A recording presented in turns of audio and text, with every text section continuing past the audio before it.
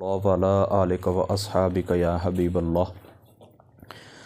हमारा जो दर्स है दर्स हदीस पाक, ये 914 रिवायात अल्हम्दुलिल्लाह ताला हमारी मुकम्मल हो चुकी हैं। और आज का जो हमारा बाब है यानी किताबुस सलात का बाब है, बाबुन मा ला यजूज़ु मिनल अमल फ़िस्सलात व मा युबाहु मिन्हु। यानी ये बाब इस मुतल्लिक़ है कि नमाज के अंदर जो काम नाजायज़ हैं और नमाज के अंदर जो काम मुबाह हैं। यानी मुबाह क्या होता है, उसका करना न करना बराबर होता है। कर लिया तब भी खैर है, न किया तब भी कोई गुनाह वाली या सवाब वाली बात नहीं है। करने के ऊपर भी कोई किसी किस्म का यानी मुतलक मुबाह होना, जायज़ होना, ठीक है। तो अब ये बाब इस मुतल्लिक़ है कि नमाज के अंदर कौन से उमूर होने चाहिए, यानी अगर कर लें तो कोई बात नहीं, मुबाह हैं, जायज़ हैं। और कौन से उमूर हैं कि जो नहीं होने चाहिए, यानी अगर आप करेंगे तो या तो नमाज ही फासिद हो जाएगी या फिर कम अज़ कम क्या होगा, नमाज मकरूह होगी। तो जिन उमूर से नमाज मकरूह होती है, मकरूहात सलात उनको कहते हैं। यानी नमाज के अंदर ये उमूर क्या हैं, नमाज के अंदर ये उमूर मकरूह हैं। और जिन उमूर से नमाज फासिद होती है यानी नमाज टूट जाती है, नए सिरे से नमाज अदा करनी पड़ती है, उनको कहते हैं मुफ़सिदात सलात। नमाज के अंदर फ़साद डालने वाले उमूर, नमाज को तोड़ने वाले उमूर। तो मकरूआत सलात और मुफ़सिदात सलात, इन के ऊपर आपने गौर रखना है, चूँकि आगे रवायात इंशाअल्लाह ताला आएंगी और उसमें इंशाअल्लाह ताला मैं तफसील बयान कर दूँगा। चूँकि हदीस वाक़ जो हम पढ़ेंगे उसके ज़िमन के अंदर जो बात की जाए तो वो ज़रा अच्छे तरीके से समझ आती है।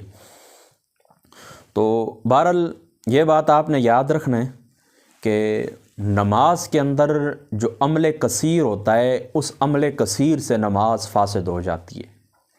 अमल कसीर से क्या होता है, नमाज फासिद हो जाती है।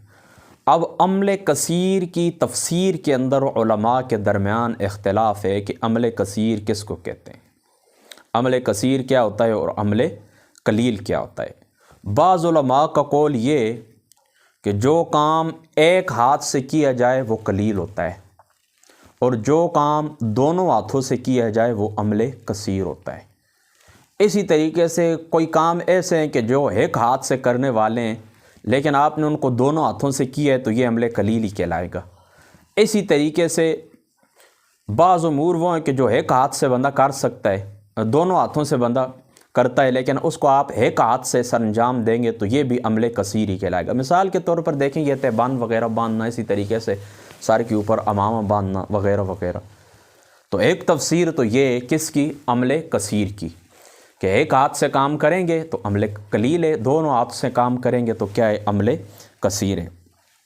अच्छा, और दूसरा कौल ये इस बाब के अंदर, और इसी को अक्सर उलमा ने इख्तियार किया है, वो ये है कि अगर नमाजी नमाज के अंदर है और दूर से कोई शख्स उसको देखता है और उसको ये शक पड़ जाता है, उसको ये शक पड़ जाता है कि ये बंदा पता नहीं नमाज के अंदर ना हो, तो इस तरह अगर उसको शक पड़ जाए तो ये अमल कलील है। और अगर वो जान ले कि नहीं, यानी कोई काम आप ऐसा कर रहे हैं, यानी लोगों के कलाम की तरह आप कलाम कर रहे हैं, दोनों हाथों से कोई काम कर रहे हैं, बार बार आप हरकत कर रहे हैं, बार बार एक फ़ेल को आप सरअंजाम दे रहे हैं, तो उसको पता चल जाता है कि ये बंदा नमाज के अंदर नहीं है। यानी ये बात उसके ऊपर बिल्कुल वाज़ेह हो जाती है कि ये बंदा नमाज के अंदर नहीं है। तो अगर उसको मामूली सा शक पड़े, आप ऐसी हरकत करें कि उसको मामूली से शक में डाल दे, तो ये अमल कलील है।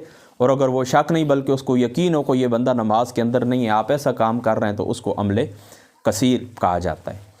और बाज़ के नज़दीक अमल कसीर की मुख्तार तफसीर ये है कि 3 बार लगातार एक फ़ेल करना अमल कसीर है और इससे कम अमल कलील है। यानी लगातार मुसलसल एक फ़ेल आपने 3 बार, जिस तरह वो आगे रिवायत के अंदर आ भी जाएगा कि नमाज के अंदर वो मिट्टी दुरुस्त करना या उस जगह को बराबर करना, उसके मुतालिक हुज़ूर अलैहिस्सलाम ने क्या फरमाया, वो रिवायत आएगी वहाँ पर इंशाअल्लाह ताला मैं अर्ज़ कर दूँगा। तो एक फ़ेल को 3 बार करना क्या है बाज़ उलमा के नज़दीक, यानी बाज़ क्या बल्कि मुख्तार इसकी तफसीर ये कि एक फ़ेल को बार बार करना या 3 बार करना, ये क्या होता है, अमल कसीर होता है। और इससे कम मरतबा करना क्या होता है, इससे कम मरतबा अमल कलील होता है। तो अमल कलील मकरूह है और अमल कसीर क्या है, अमल कसीर नमाज को फासिद कर देती है। باقی چلو باقی آگے باتیں آئیں گی. نماز کے اندر کھانا پینا یہ نماز کو توڑ دیتا ہے، کلام کرنا یہ نماز کو توڑ دیتا ہے، یہ مفسدات نماز ہیں. اور کپڑوں کے ساتھ کھیلنا، آنکھوں کے گوشوں کے ساتھ دائیں بائیں دیکھنا، یعنی اس طرح نہیں آپ کا جو سینہ وہ قبلے کی طرف ہی رہے نا، معمولی سا چہرہ پھر جائے قبلے سے، تو یہ جو ہیں یہ مکروہات نماز کے اندر آتا ہے. خلاصہ کیدانی میں دعوت دیتا ہوں اپنے تمام دوستوں کو جہاں تک ہماری آواز جا رہی ہے کہ خلاصہ کیدانی جو ہے آپ اس کا مطالعہ کریں.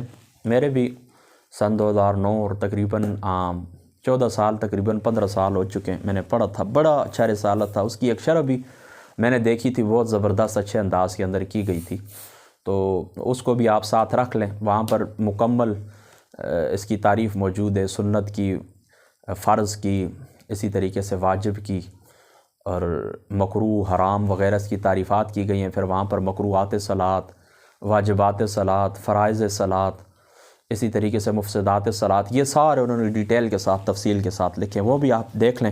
اور یہاں پر بھی انشاءاللہ تعالی اس باب کے اندر جو روایتیں آئیں گی، ظاہری سی بات ہے کہ تقریباً پچھلے 2-3 ہفتوں سے میری روٹین تو یہی ہے کہ یہاں پر ایک باب کے اندر 3 فصلیں ہوتی ہیں، یہ تینوں پڑھ دی جائیں. اس کے اندر 20-22 روایات ہوتی ہیں، یہ تینوں پڑھ لی جائیں تو زیادہ بہتر ہے.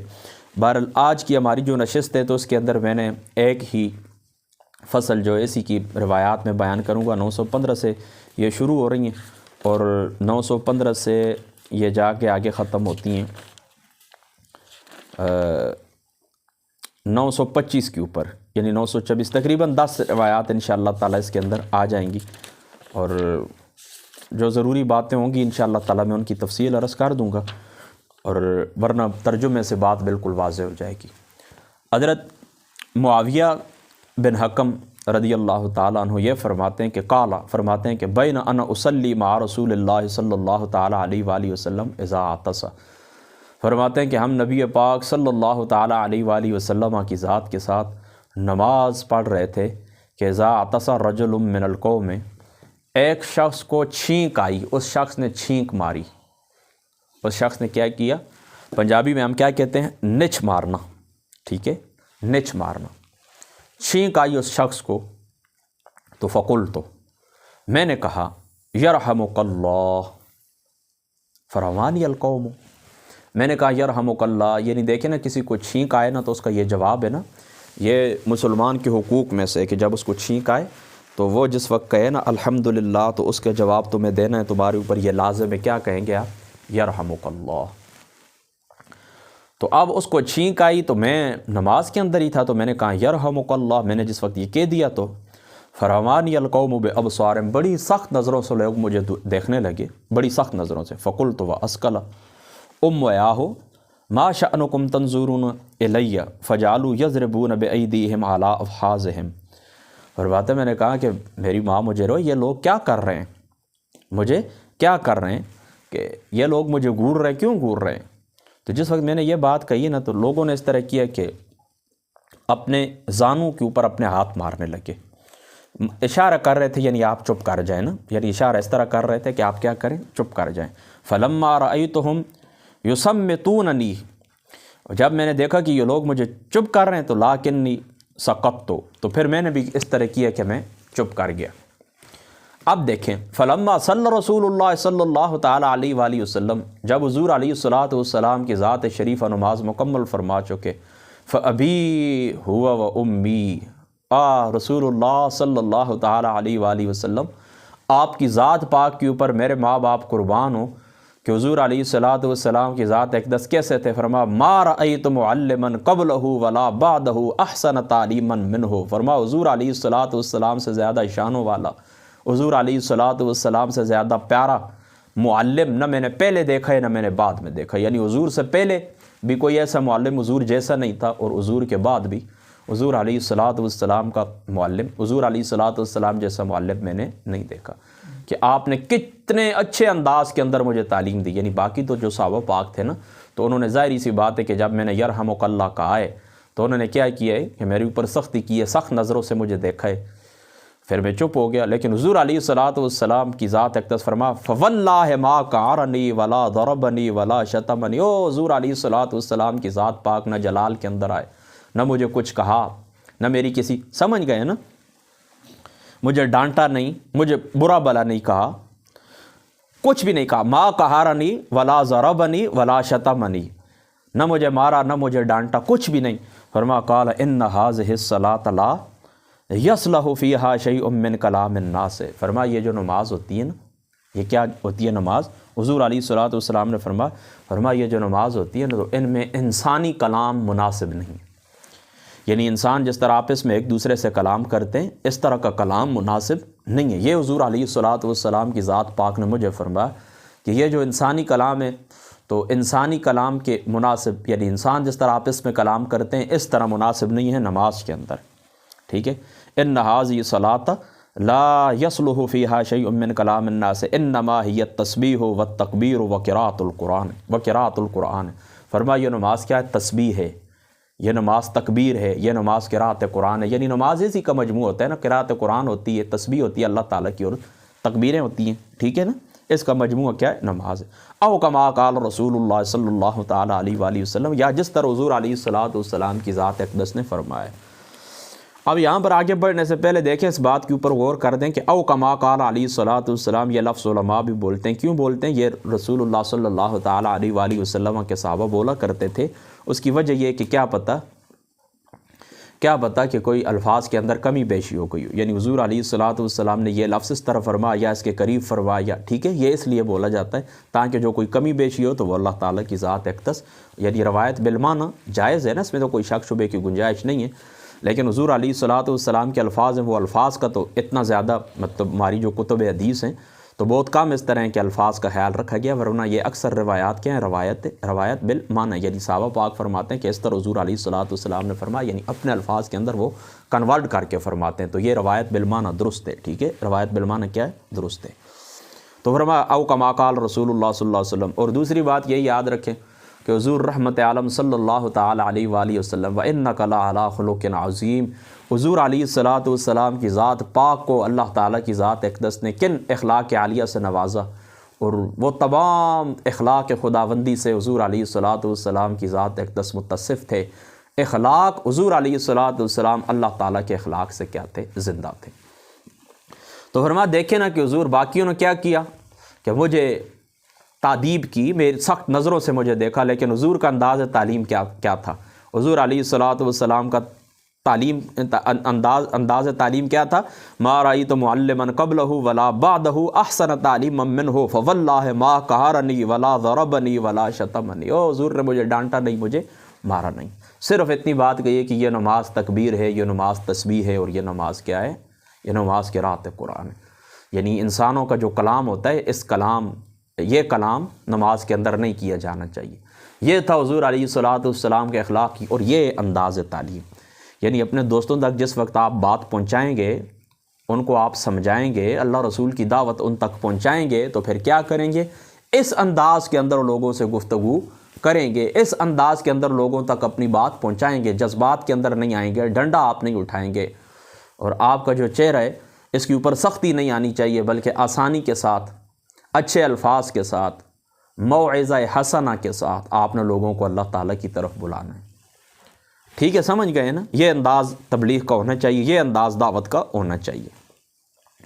پھر میں نے کہا قلت یا رسول اللہ صلی اللہ تعالیٰ علیہ وسلم انی حدیث واحد بجاہلیت وقد جاءنا اللہ بالاسلام وان منا رجالا یأتون الکہانہ، پھر میں نے کہا یا رسول اللہ صلی اللہ تعالیٰ علیہ وسلم، یہ قریبی جاہلیت کا زمانہ تھا، تو اس کے اندر ہم تھے، اب اللہ تعالیٰ کی ذات اقدس نے ہمیں اسلام عطا فرما دی۔ یعنی کیا مطلب ہے؟ مطلب یہ کہ یہ بات میرے علم کے اندر نہیں تھی۔ ظاہری سی بات ہے کہ پہلے نماز کے اندر دعا سلام ہوتا تھا، جس طرح آگے حضرت عبداللہ ابن مسعود والی روایت آئے گی، وہ کہتے ہیں کہ نجاشی کے پاس سے جس وقت ہم واپس آئیں، پہلے ہم حضور کو نماز کے اندر سلام کرتے تھے، حضور علیہ الصلوۃ والسلام ہمیں جواب دیتے تھے، لیکن نجاشی کے پاس آئیں تو پھر حضور علیہ الصلوۃ والسلام نے کیا فرمایا کہ یہ کیا ہے؟ نماز کیا ہے؟ یہ شغل ہے، یعنی مشغولیت ہے، کس کے ساتھ؟ اللہ تعالیٰ کی ذات اقدس کے ساتھ۔ تو اب نماز کے اندر یہ سلام دعا کیا ہے؟ ممنوع ہو گیا ہے۔ تو ان کے علم کے اندر نہیں تھا، تو کہنے لگے یا رسول اللہ آپ قریبی، میں جاہلیت کا زمانہ ہم نے چھوڑا، اسلام کی ہدایت اللہ تعالیٰ نے دی ہے، یعنی اتنے زیادہ آداب سے ہم واقف نہیں ہیں۔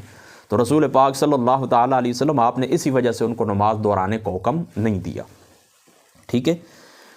اچھا، پھر کہنے لگے یا رسول اللہ صلی اللہ علیہ وسلم وَإِنَّ مِنَّا رِجَالًا يَأْتُونَ الْكُهَانَ قَالَ فَلَا تَأْتِهِمْ، کہنے لگے یا رسول اللہ صلی اللہ تعالیٰ علیہ وآلہ وسلم ہم کائنوں کے پاس جاتے ہیں.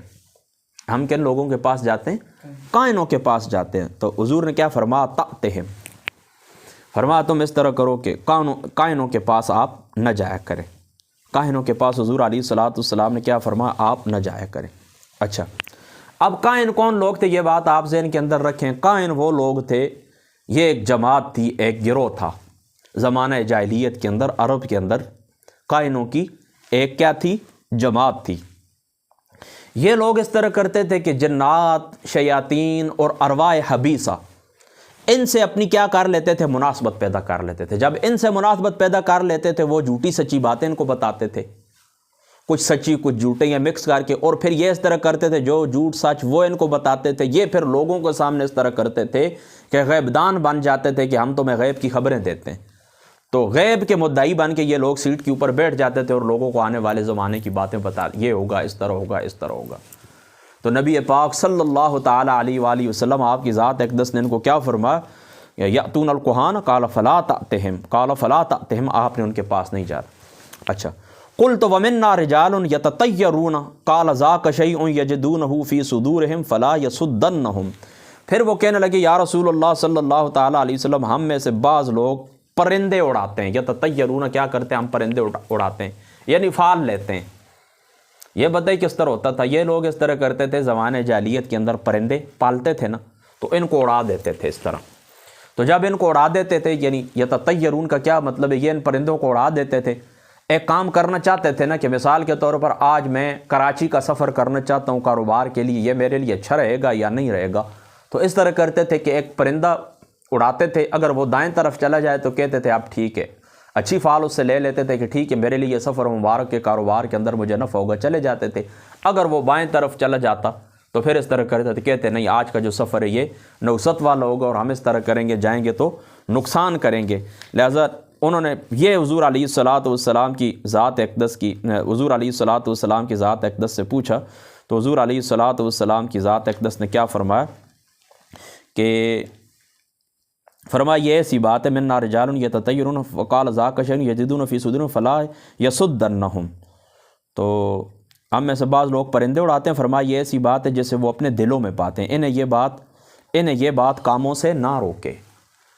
یعنی جو کام تم کرنا چاہتے ہو نا، اس وجہ سے اس کام سے نہ رک جاؤ کہ پرندہ بائیں طرف چلا گیا، اس وجہ سے کام سے تم نہ رک جاؤ.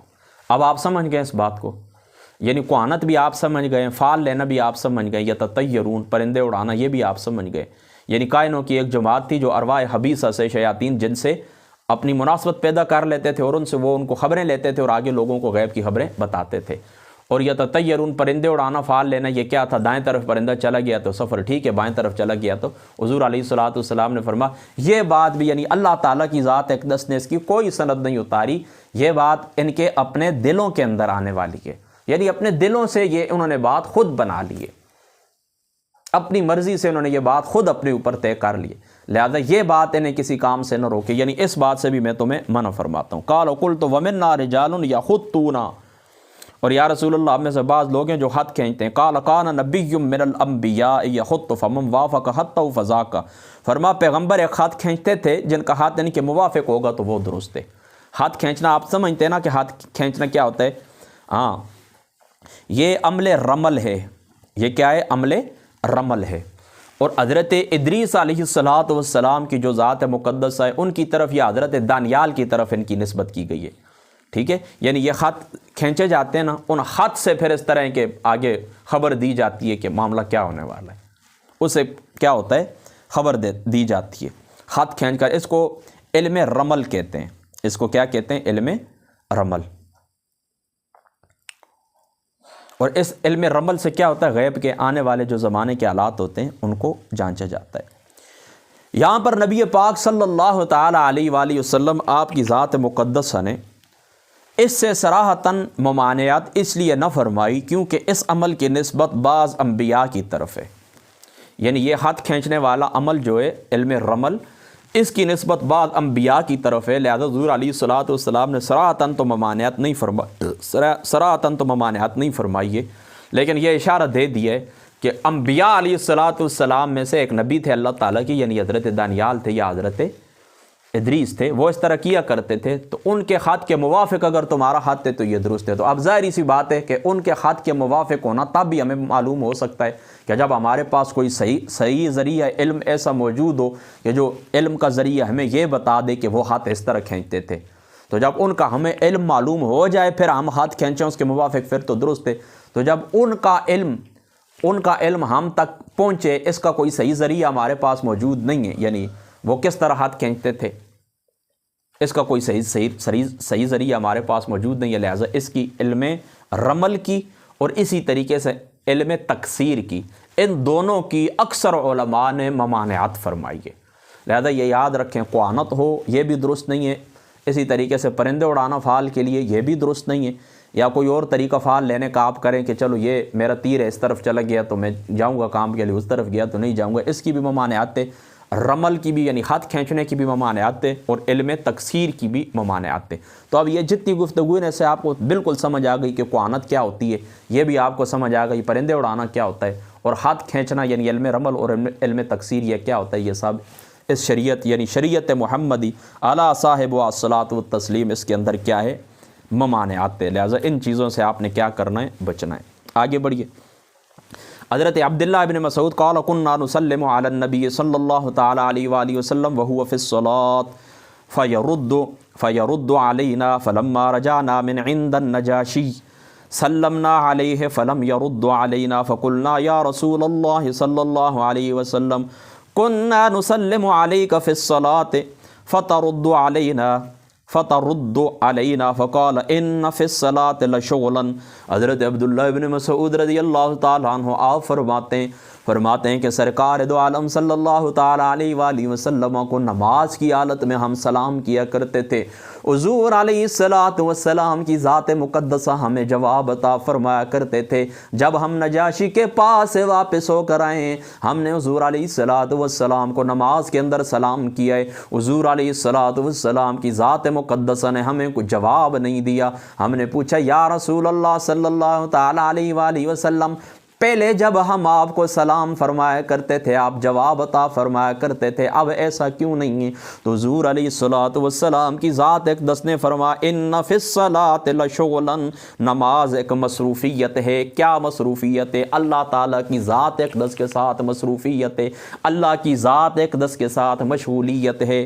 عبودیت میں استغراق کا نام نماز ہے، اللہ سے ملاقات کا نام نماز ہے۔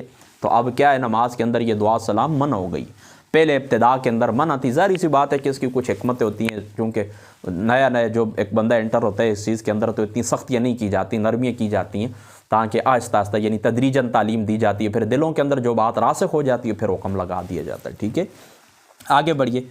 حضرت معیقیب عن النبی صلی اللہ تعالیٰ علیہ وسلم، معیقیب کے متعلق یاد رکھیں کہ یہ صحابی بھی ہیں اور یہ تابعی بھی ہیں، دونوں کے اندر آپ نے فرق یاد رکھنا ہے۔ یہ جو معیقیب ہیں وہ عن معیقیب عن النبی صلی اللہ تعالیٰ علیہ وآلہ وسلم، تو یہ رسول اللہ صلی اللہ تعالیٰ علیہ وسلم کے صحابی ہیں۔ یہ جو اوپر نجاشی کا ذکر گزرا ہے نا، نجاشی یاد رکھیں ملک حبشہ کا بادشاہ تھا۔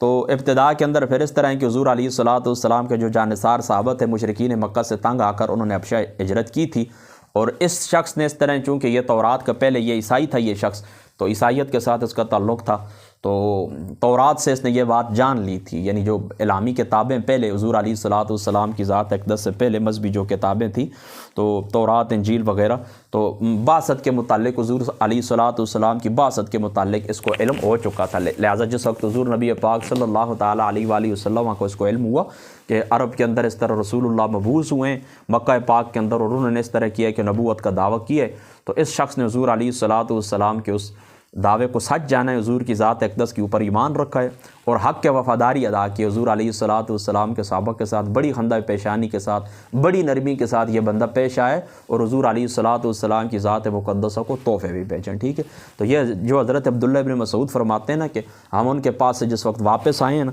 تو پھر حضور علیہ الصلوۃ والسلام کی جو ذات پاک ہے، تو آپ آقا علیہ الصلوۃ والسلام کی ذات پاک نے پھر ہمیں سلام کا جواب نہیں دیا۔ تو یہاں پر جس نجاشی کا ذکر ہے، پھر یہ 9 ہجری کے اندر یہ رسول اللہ کے صحابی یہ دنیا سے رخصت ہوئے، اور حضرت محدث دہلوی صاحب نے دیکھا ہے کہ حضور ان کی غائبانہ نماز جنازہ پڑھی ہے، لیکن اس غائبانہ نماز جنازہ سے مراد ظاہراً غائبانہ ہے، حقیقت کے اندر اس طرح تھا کہ جبریل علیہ الصلوۃ والسلام نے وہ نجاشی یعنی سارے پردے اٹھا دیے تھے حضور علیہ الصلوۃ والسلام کے، وہ سامنے تھا، نجاشی سامنے تھا۔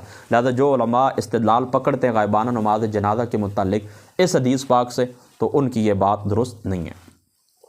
تو حضرت معیقیب یہ فرماتے ہیں عن النبی صلی اللہ تعالیٰ علیہ وسلم فی الرجل یسوی التراب، ٹھیک ہے، حضور علیہ الصلوۃ والسلام کی ذات اقدس کے سے یہ روایت کرتے ہیں کہ عن النبی، حضور سے روایت کرتے ہیں فی الرجل یسوی التراب حیث یسجد قال ان کنت فاعلا فواحدۃ، ایک شخص نے سجدہ کی جگہ مٹی برابر کرنے کے متعلق نماز میں، یعنی دیکھیں نا نماز اس وقت ظاہری سی بات ہے یہ صفیں قالینی اس طرح تو نہیں ہوتی تھی نا، ظاہری سی بات ہے نیچے مٹی ہوتی تھی، تو اس کو برابر کرنے کے متعلق حضور علیہ الصلوۃ والسلام کی ذات اقدس سے سوال کیا گیا، تو حضور علیہ الصلوۃ والسلام نے جواب دیا اگر تو نے کرنا ہی ہے تو ایک دفعہ کر لے، یعنی بار بار نہیں کر، یعنی عمل قلیل ایک دفعہ عمل قلیل ہی ہوتا ہے، ٹھیک ہے، اس سے نماز کے اوپر فرق نہیں پڑتا، لیکن بار بار آپ نے نہیں کرنا ہے۔ وعن عائشہ قالت سألت رسول اللہ صلی اللہ تعالیٰ علیہ وآلہ وسلم عن الالتفات فی الصلاة فقال هو اختلاس یختلسہ الشیطان من صلاۃ العبد، حضرت عائشہ سے روایت فرماتی میں نے رسول اللہ سے نماز میں ادھر ادھر دیکھنے کے بارے میں پوچھا، فرما وہ اچک لینا ہے شیطان بندے کی نماز میں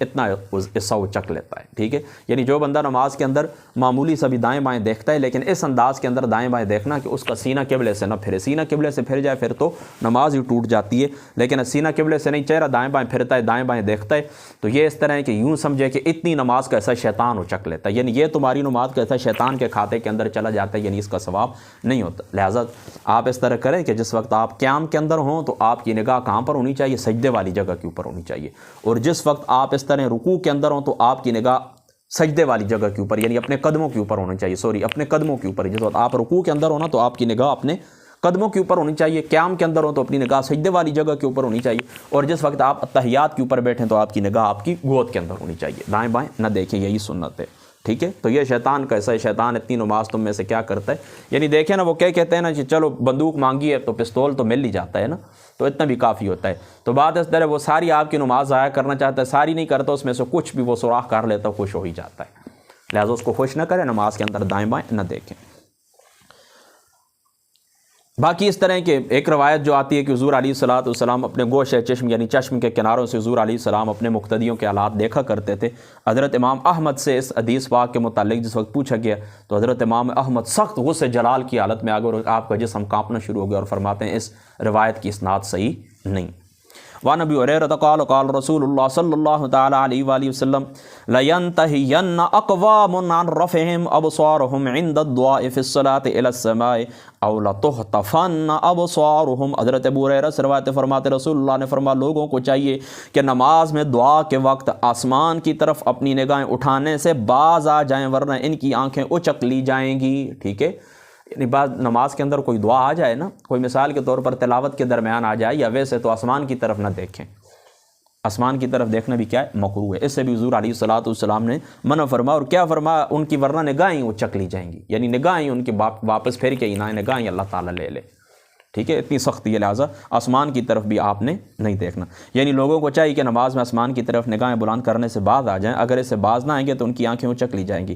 ایک روایت میں آتا ہے کہ حضور نماز میں آسمان کی طرف نگاہ مبارک اٹھایا کرتے تھے، لیکن جس وقت خشوع وضو کا حکم نازل ہوا تو پھر حضور علیہ الصلوۃ والسلام نے اپنی نگاہ مبارک کیا کر لی تھی؟ نیچے کر لی تھی۔ وعن ابی قتادہ رضی اللہ تعالی عنہ قال رأیت النبی صلی اللہ تعالی علیہ وآلہ وسلم یؤم الناس، حضور علیہ الصلوۃ والسلام ہمیں امامت فرما رہے تھے، وامامۃ بنت ابی العاص علی عاتقہ، حضرت امامہ رضی اللہ تعالی عنہ حضرت ابو العاص کی جو بیٹی تھیں وہ حضور علیہ الصلوۃ والسلام کے کندھوں مبارک کے اوپر سوار ہو جاتی تھیں، فاذا رکع وضع، حضور علیہ الصلوۃ والسلام جب رکوع میں جاتے تو اس کو زمین کے اوپر رکھ دیتے، واذا رفع من السجود، اور جس وقت حضور علیہ الصلوۃ والسلام کی ذات اقدس سجدے سے سر اٹھاتے، اعادھا، پھر ان کو بٹھا لیتے۔ یہ بات یاد رکھیں، یہاں پر بھی محدثین نے گفتگو کی ہے کہ ظاہری سی بات ہے کہ ایک دفعہ اگر کیا جائے تو یہ تو پھر بھی مکروہ ہے، اور بار بار کیا جائے تو یہ تو عمل کثیر ہے، تو اس کے محدثین نے بہت جوابات دیے ہیں۔ سادی سی بات یہ کہ یہ حضور رحمت عالم محمد مصطفیٰ صلی اللہ تعالیٰ علیہ وآلہ وسلم آپ کی خصوصیت ہے، حضور کی کیا ہے خصوصیت ہے۔ ہم نماز کے اندر بچوں کو اس طرح نہیں کر سکتے کہ کوئی بندہ کہے کہ حضور علیہ الصلوۃ والسلام جس وقت آپ رکوع کے اندر جاتے تو پھر اس طرح ان کو کندھے سے اتار دیتے تھے اپنے کندھے مبارک سے، پھر سجدے سے سار اٹھاتے پھر ان کو بٹھا لیتے، تو یہ ہمارے لیے اس طرح نہیں، اس طرح آپ کریں گے تو عمل کثیر ہو جائے گا، نماز آپ کی کیا ہو جائے گی فاسد ہو جائے گی۔ لیکن حضور علیہ الصلوۃ والسلام کی یہ کیا تھی خصوصیت تھی۔ وعن نبی سید قال قال رسول اللہ صلی اللہ تعالی علیہ وآلہ وسلم اذا تصاب احدکم فی الصلاۃ فلیقزم ما استطاع فان الشیطان یدخل۔ حضرت ابو سعید فرماتے رسول اللہ نے فرمایا جب تم میں سے کسی کو نماز میں جمائی آئے تو حت الامکان اسے کیا کرے روکنے کی کوشش کرے، فلیقزم اسے پی جائے، فان الشیطان یدخل بے شک جمائی کے ذریعے شیطان بندے کے منہ کے اندر داخل ہو جاتا ہے۔ جمائی پتہ کس کی علامت ہوتی ہے؟ سستی کی علامت ہوتی ہے۔ یہ جو تمہارے اعضاء ہوتے ہیں ان کی سستی کی علامت ہوتی ہے، اسی طریقے سے معدے کے پر ہونے کی علامت ہوتی ہے۔ لہذا شیطان کے ہتھیاروں میں سے ایک ہتھیار ہے سستی، لہذا یہ اس کی طرف اشارہ، اس کی نسبت اس طرف یعنی جمائی کی نسبت اس طرف کر دی گئی ہے، لہذا شیطان اس سے خوش ہوتا ہے۔ یہ سستی اور کائلی شیطان کے ہتھیاروں میں سے کیا ہے؟ ایک ہتھیار ہے۔ لہذا حضور علیہ الصلوۃ والسلام نے فرمایا کہ جس وقت جمائی آئے تمہیں تو تم کیا کرو جمائی آئے تو اسے روکو، اسے پینے کی کوشش کرو۔ کس طرح؟ یا تو آپ اس طرح کریں، یہ نچلے والا جو ہونٹ ہوتا ہے اسے آپ دانتوں سے پکڑ لیں، ایک طریقہ تو یہ، ورنہ اس طرح کریں کہ پھر یہ جو آپ کی ہاتھ کی تھیلی ہے اس کو منہ کے اوپر آپ رکھ لیں، ٹھیک ہے، اسے روکنے کی کوشش کریں۔ رواہ مسلم وفی روایت البخاری نبی ہریرہ قال اذا تصاب احدکم فی الصلاۃ فلیقزم ما استطاع ولا یقل ہا فانما ذلکم من الشیطان یضحک منہ، یعنی اس روایت کے یہ الفاظ ہیں کہ اس کے ساتھ شیطان کیا کرتا ہے؟ ہنستا ہے۔ آگے بڑھیے، اب یہاں پر غور کرنا ہے۔ حضرت ابو ہریرہ فرماتے ہیں کہ قال رسول اللہ صلی اللہ تعالی علیہ وسلم ان عفریتا من الجن تفلت البارحۃ۔ حضرت ابو ہریرہ فرماتے ہیں کہ گزشتہ رات ایک کھڑکی سے ایک سرکش جن، تفلت البارحۃ کھڑکی سے ایک سرکش جن ظاہر ہوا، اچھا، لیقطع علی صلاتی فامکننی اللہ منہ، فامکننی اللہ منہ، وہ چاہتا تھا، شیطان آیا ہے، عفریت آیا ہے، وہ کیا کرنا چاہتا تھا؟ میری نماز کو منقطع کرنا چاہتا تھا۔ اللہ فامکننی اللہ منہ فاخذتہ فاردت ان اربطہ علی ساریۃ من سواری المسجد، اللہ تعالیٰ کی ذات اقدس نے مجھے اس کے اوپر قدرت دے دی ہے اور میں نے کیا کیا؟ ارادہ کیا کہ مسجد کے ستونوں میں سے ایک ستون کے ساتھ اس کو باندھ دوں، حتی تنظروا الیہ کلکم، یہاں تک کہ تم صبح کے وقت سارے اس کو دیکھ لیتے۔ تو فذکرت دعوت اخی سلیمان، پھر مجھے یاد آ گئی حضرت سلیمان کی دعا، رب ھب لی ملکا لا ینبغی لأحد من بعدی، تو فرددتہ خاسئا، تو فرمایا مجھے اپنے بھائی سلیمان کی دعا یاد آ گئی تو میں نے اس طرح کیا کہ چھوڑ دیا اس شیطان کو، کیا کیا؟ عفریت کو کیا کیا؟ چھوڑ دیا، تو وہ ناکام اور خاسر ہو کر واپس چلا گیا۔ یعنی اللہ تعالیٰ کی جو ذات مقدس ہے، اللہ تعالیٰ کی ذات اقدس نے اس عفریت کے اوپر مجھے اختیار دے دیا، اور میں چاہتا تو اس کو مسجد کے ستونوں میں سے ایک ستون کے ساتھ باندھ دیتا۔ صبح کے وقت آپ کیا کرتے؟ اس کی زیارت کرتے، اس کو دیکھتے، سوری زیارت کا لفظ تو نہیں آنا چاہیے، آپ اس کو دیکھتے، بندہ ہوا وہ آپ دیکھ لیتے اس عفریت کو، اس شیطان کو۔ لیکن کیا ہے؟ اللہ تعالیٰ کی ذات ہے۔ مجھے وہ دعا یاد آ گئی حضرت سلیمان علیہ الصلوۃ والسلام کی۔ حضرت سلیمان علیہ الصلوۃ والسلام نے کیا؟ رب ھب لی ملکا لا ینبغی لأحد من بعدی، یہ حضرت سلیمان علیہ الصلوۃ والسلام کی دعا تھی، ٹھیک ہے۔ تو اس ملک سے جنات و شیاطین کی تسخیر اور ان پر تصرف و تسلط کرنا مراد ہے۔ اور جب کہ حضرت سلیمان علیہ الصلوۃ والسلام نے یہ دعا کی تھی اور اس ملک یعنی تسخیر جنات کو اپنے لیے محسوس کیا، تو حضور علیہ الصلوۃ والسلام نے یہ چاہا کہ اس تصرف کا اظہار نہ کریں اور ملک سلیمان کے اندر مداخلت نہ کریں۔ اس کو ملک سلیمان پڑھیں یا ملک سلیمان، یہ دونوں باتیں درست ہیں۔ یعنی حضرت سلیمان علیہ الصلوۃ والسلام نے اللہ تعالیٰ کی بارگاہ کے اندر یہ دعا کی تھی، اور اس دعا کا مفہوم کیا ہے کہ یہ جو جنات ہیں، یہ جو شیاطین ہیں، ان کے اوپر اے اللہ تعالیٰ کی ذات اقدس مجھے تصرف عطا فرما۔ تو حضرت سلیمان علیہ الصلوۃ والسلام کی ذات پاک کو اللہ تعالیٰ کی ذات اقدس نے یہ تصرف عطا فرمایا۔ تو اب حضور علیہ الصلوۃ والسلام کی جو ذات پاک ہے، حضور علیہ الصلوۃ والسلام کی ذات پاک کو جس وقت فامکننی اللہ تعالیٰ کی ذات اقدس نے اس عفریت کے اوپر تسلط عطا فرمایا، تو فرماتے ہیں کہ مجھے اپنے بھائی حضرت سلیمان کی دعا یاد آ گئی، لہذا میں نے اس کو مسجد کے ستونوں کے ساتھ باندھنا مناسب نہیں سمجھا، میں نے کیا کیا کہ ان کو چھوڑ دیا تاکہ حضرت سلیمان علیہ السلام کی اس ملک کے اندر یا اس ملک کے اندر میں تصرف نہ کروں۔ اب محدث دہلوی صاحب رحمۃ اللہ تعالی علیہ، آپ نے حدیث پاک کے ضمن کے اندر جو لکھا ہے میں اس کا ترجمہ آپ کو سناتا ہوں۔ وہ کہتے ہیں، اللہ اکبر، کہتے ہیں حضور علیہ الصلاۃ والسلام کی جو ذات مقدس ہے، فی الحقیقت حضور علیہ الصلاۃ والسلام میں تصرف، قدرت اور سلطنت کی قوت حضرت سلیمان علیہ الصلاۃ والسلام سے بڑھ کر تھی۔ تصرف، سلطنت اور قدرت، پھر یہ الفاظ یاد رکھنا، تصرف، سلطنت اور قدرت حضرت سلیمان علیہ الصلاۃ والسلام کی ذات مقدسہ سے زیادہ اللہ تعالیٰ نے ذات مصطفیٰ کو عطا فرمائی ہے۔ یعنی سلیمان علیہ الصلاۃ والسلام کا جو تصرف تھا، سلیمان کی جو قوت تھی، سلیمان کی جو دسترس تھی، سلیمان علیہ الصلاۃ والسلام کی جو قدرت تھی، ذات مصطفیٰ محمد مصطفیٰ صلی اللہ تعالیٰ علیہ وآلہ وسلم کو اللہ تعالیٰ کی ذات اقدس نے تصرف کی اور قدرت اور قوت حضرت سلیمان علیہ الصلاۃ والسلام کی ذات شریفہ سے کئی گنا بڑھ کر اللہ تعالیٰ کی ذات اقدس نے عطا فرمائی۔ پھر کہتے ہیں جن و انس کے ملک و ملکوت، بلکہ تمام جہان خدا تعالیٰ کی تقدیر و تصرف سے حضور محمد مصطفیٰ صلی اللہ تعالیٰ علیہ وآلہ وسلم کی قدرت اور تصرف کے احاطے کے اندر ہیں۔ پھر یہ لفظ سن لیں، جن و انس، ملک و ملکوت، بلکہ تمام جہان خدا تعالیٰ کی تقدیر و تصرف سے محمد مصطفیٰ کی قدرت اور تصرف کے احاطے کے اندر ہے۔ سارے جہان ملک و ملکوت حضور محمد مصطفیٰ کے دست قدرت کے اندر ہے، حضور کے تصرف کے اندر ہے۔ تو تصرف مصطفیٰ، اختیار مصطفیٰ، اللہ اکبر۔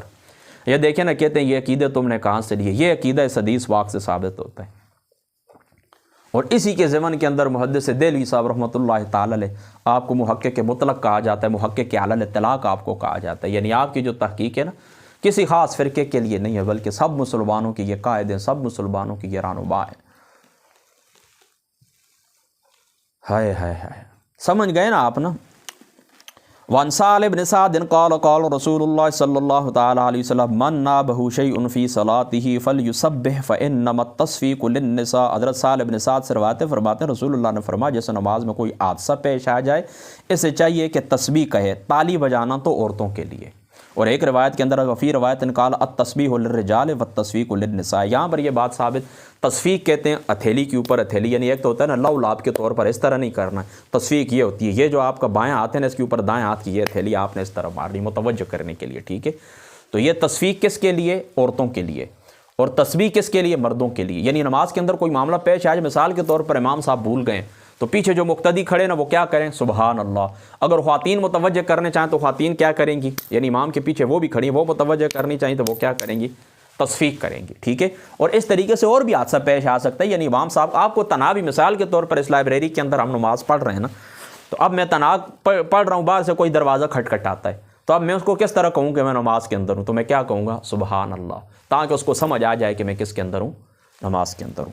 تو یہاں پر پہنچ کر ہماری 924 روایات مکمل ہو گئیں، 924 آگے 925 فصل ثانی سے انشاءاللہ تعالیٰ یہ دو فصلیں جو ہے تو انشاءاللہ تعالیٰ ہم اگلی نشست کے اندر ان کو مکمل پڑھ لیں گے۔ اللہ تعالیٰ کی جو ذات مقدس ہے، اللہ تعالیٰ میری باتوں پر پہلے مجھے، بعد میں آپ کو عمل کی توفیق عطا فرماوے۔